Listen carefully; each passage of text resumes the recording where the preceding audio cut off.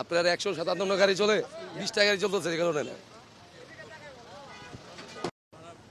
ভাই সকাল থেকে বাইরে হয়েছি এই নিয়ে মনে হয় 500 টাকা মারছি, কিন্তু ভাড়া নাই। যেখানে যাই সেখানে মনে করেন খাইলে ঘুরতে হয়। এই যে যাত্রী নাই, লকডাউন দিছে, বলতে গেলে মানুষ বাইর হয় না, বয়স কারণে বাইর হয় না মানুষ। তাহলে অফিস আদালত সবই খোলা থাকলে কি হবে, মানুষ কেউ বাইরে যাচ্ছে না। সকাল থেকে ঘুরতেছি এই নিয়ে 500 টাকা ভাড়া মারছি। সকাল থেকে 30 টাকা ভাড়া, একবারের ভাড়া নাই। অন্য দিনে 300-400 টাকা, এখন আজকে ভাড়াই নেই। বাসা থেকে অফিসে বেরিয়েছি, বাট বাসের একটু ঘাটতি আছে।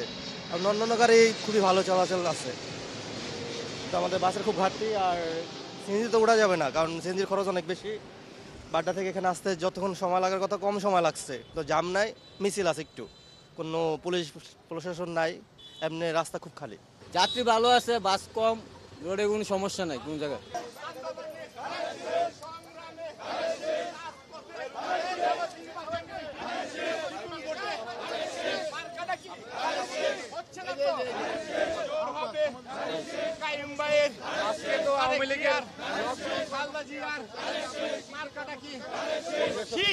না না না, আমাদের কর্মসূচি হইল যেহেতু নির্বাচনী কর্মসূচি, আমরা আমাদের ঢাকা 11 আসনের প্রার্থী, বিএনপি মনোনীত প্রার্থী জননেতা এম এ কাইয়ুমের পক্ষে নির্বাচনী প্রচার প্রচারণা চালাচ্ছি।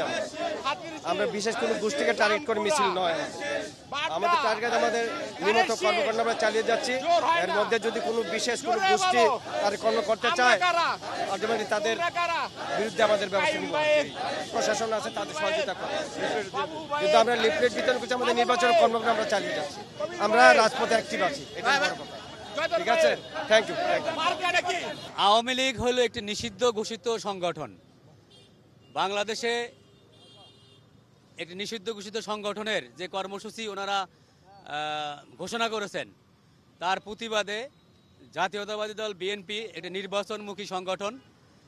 আগামী ফেব্রুয়ারিতে শতভাগ বাংলাদেশ জাতীয়তাবাদী দল বিএনপি প্রস্তুত। ইতিমধ্যে আপনারা দেখেছেন যে সারা বাংলাদেশে তারা নির্বাচনের যে প্রার্থিতা, সংসদ সদস্য প্রার্থিতা ঘোষণা করেছেন, তারই আলোকে আমরা এই ঢাকা 11 আসনে বাড্ডা, বাটারা, রামপুরার, হাতেরঝিল আংশিক এই এলাকার গণমানুষের নেতা, আমাদের প্রিয় নেতা, জাতীয় নির্বাহী কমিটির ক্ষুদ্র ঋণ বিষয়ক সম্পাদক ডক্টর এম এ কাইয়ুম ভাইকে এই এলাকায় বিএনপির পক্ষ থেকে মনোনীত করেছেন আগামী জাতীয় সংসদ নির্বাচনে প্রার্থী হিসাবে।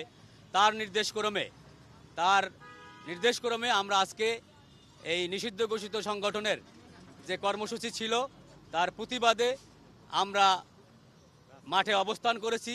আমাদের বিভিন্ন এলাকায় আমাদের বাংলাদেশ জাতীয় দল বিএনপির সকল অঙ্গ সংগঠন, শ্রমিক দল, যুব দল, ছাত্র দল, স্বেচ্ছাসেবক দল, মহিলা দল সহ সকল অঙ্গ সংগঠন আমরা অবস্থান নিয়েছি, যাতে সাধারণ মানুষের জান মালের কোনো ক্ষতি করতে না পারেন। এই নিষিদ্ধ ঘোষিত সংগঠন একটি সন্ত্রাসী সংগঠন। আপনারা জানেন যে গত বৈষম্যের বিরোধী ছাত্র আন্দোলনে তারা 1,500 থেকে 2,000 লোকের প্রাণহানির পরে তারা বাংলাদেশ থেকে পালিয়ে যেতে বাধ্য হয়েছে। সেই সংগঠন আজকে বাংলাদেশে আরেকটি অরাজকতা সৃষ্টি করে আগামী জাতীয় সংসদ নির্বাচনকে বানচাল করার জন্য পায়তারা করতেছেন। আমরা তার প্রতিবাদে মাঠে নেমেছি এবং আগামী এই নিষিদ্ধ ঘোষিত সংগঠন যাতে সাধারণ মানুষের জানমালের কোনো ক্ষতি করতে না পারে, সরকারি সম্পদের যাতে ক্ষতি করতে না পারে, তার প্রতিবাদে আমরা ঐক্যবদ্ধভাবে আজকে দেখেছেন আমরা হাজার হাজার মানুষ রাস্তায় বসে পড়েছি। এটা আমরা ইনশাল্লাহ প্রতিরোধ করব।